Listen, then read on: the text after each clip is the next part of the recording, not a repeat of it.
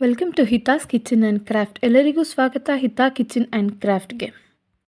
ಬನ್ನಿ ಫ್ರೆಂಡ್ಸ್, ಇವತ್ತು high protein and vitamins ಇರೋಂಥ ದೋಸೆ ಮಾಡೋಣ. ಮಾಮೂಲಿ ದೋಸೆಗಿಂತ ತುಂಬ ರುಚಿಯಾಗಿರುತ್ತೆ, ಈಸಿಯಾಗೂ ಬೇಗ ಮಾಡ್ಬೋದು.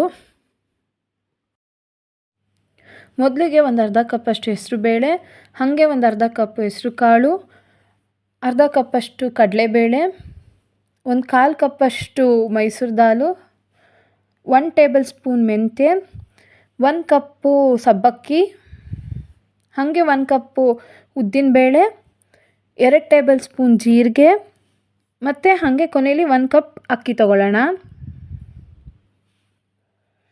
ಇದಿಷ್ಟನ್ನೆಲ್ಲ ತೊಗೊಂಡ್ಮೇಲೆ ಎಲ್ಲನೂ ನೀಟಾಗಿ ಅದನ್ನು ಮಿಕ್ಸ್ ಮಾಡ್ಕೊಳ್ಳೋಣ. ಒಂದು ಬೌಲ್ಗೆ ಹಾಕ್ಕೊಂಡು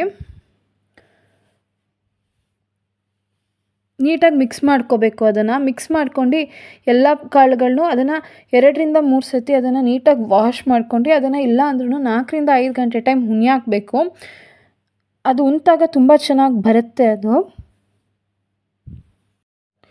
ಈ ಥರ ಎಲ್ಲ ಕಾಳುಗಳನ್ನು ಹಾಕಿ ಉಣಿಸಿ ಮಾಡೋದ್ರಿಂದ ಎಷ್ಟೋ ಮಕ್ಕಳುಗಳು ಕಾಳುಗಳನ್ನ ತಿನ್ನಲ್ಲ, ಅವ್ರಿಗೆಲ್ಲ ತುಂಬ ಒಳ್ಳೆಯದು. ಇದು ಎಲ್ಲ ಥರ ನ್ಯೂಟ್ರಿಷನ್ನು, ಪ್ರೋಟೀನ್ಸ್ ಎಲ್ಲ ಸಿಕ್ಕತ್ತೆ. ಹಿಂಗೆ ನೀಟಾಗಿ ತೊಳೆದು ಒಂದು 4ರಿಂದ 5 ಗಂಟೆ ಟೈಮ್ ಹುನಿ ಹಾಕಬೇಕು. ಹುನಿ ಹಾಕಿದ್ಮೇಲೆ ಅದು ನೀಟಾಗಿ ಅರಳಿರುತ್ತೆ. ಅದನ್ನು ನೀಟಾಗಿ ಒಂದು ಮಿಕ್ಸಿ ಜಾರ್ಗೆ ಹಾಕ್ಕೊಂಡು ಪೇಸ್ಟ್ ಮಾಡ್ಕೊಳ್ಳೋಣ. ನೀಟಾಗಿ ಆಡಿಸ್ಕೋಬೇಕು ಇದನ್ನು.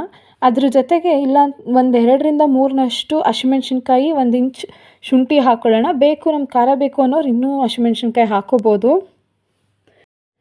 ಹಿಂಗೆ ಆಡಿಸ್ಕೊಂಡ್ಮೇಲೆ ಅದನ್ನು ಒಂದು ರಾತ್ರಿ ಬಿಡೋಣ, ಬನಿ ನೀಟಾಗಿ ಬರುತ್ತೆ. ಹಿಂಗೆ ಬಿಟ್ಮೇಲೆ ಅದನ್ನು ನೀಟಾಗಿ ಹಾಕ್ಕೊಂಡಾಗ ಅದು ತುಂಬ ಚೆನ್ನಾಗಿರುತ್ತೆ ತಿನ್ನೋದಕ್ಕೆ, ಬನಿ ಬಂದಿರೋದನ್ನು.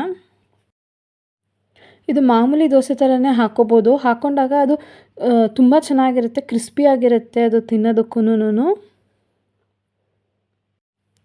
ಈಗ ಈ ದೋಸೆ ರೆಡಿ ಇದೆ. ನಿಮಗೆಲ್ಲ ಈ ರೆಸಿಪಿ ಇಷ್ಟ ಆಗಿದೆ ಅನ್ಕೋತೀನಿ. ಇಷ್ಟ ಆಗಿದ್ದರೆ ಪ್ಲೀಸ್ ಲೈಕ್ ಮಾಡಿ, ಶೇರ್ ಮಾಡಿ, ಸಬ್ಸ್ಕ್ರೈಬ್ ಮಾಡಿ.